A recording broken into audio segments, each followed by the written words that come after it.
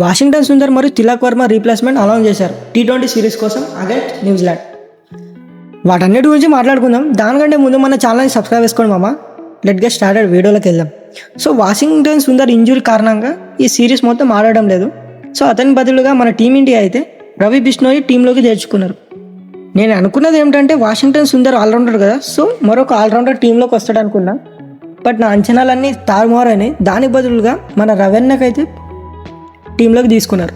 So అతను ఎంతవరకు ఆడతాడు అంటే టీంలోకి ఎక్కువ వరకు ఛాన్స్ రాదు, ఎందుకంటే అంతా టీం ఆల్రెడీ సెట్టే ఉన్నది.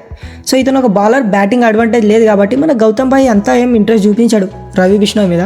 సో ఇతను పక్కన పెట్టి పక్కనంటే స్క్వాడ్లోకి ఉంటాడు అంతే.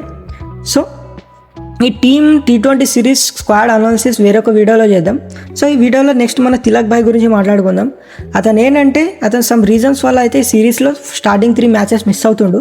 సో అతనికి కరెక్ట్ ఒక రీప్లేస్మెంట్ జరిగింది. అదేంటంటే మన శ్రేయస్ అయ్యర్ స్క్వాడ్లోకి వచ్చేసాడు. సో మన ఓడిఐ కంటే శ్రేయస్ అయ్యర్ T20 బాగా ఆడతాడని నేను నమ్ముతున్నా, ఎందుకంటే ఇటు సర్పంచ్ గుడ్ ప్లేయర్ కాబట్టి. సో ఇతను ఒక రీప్లేస్మెంట్ అనేది ఎంతవరకైనా కరెక్టే అనిపిస్తుంది. సో మీరేమనుకుంటున్నారు కామెంట్ చేయరు. సో ఇది మ్యాటర్. చిన్నగా షార్ట్ అండ్ స్వీట్లో అప్డేట్స్ ఉంటాయి. సో మన ఛానల్ సబ్స్క్రైబ్ చేసుకోండి.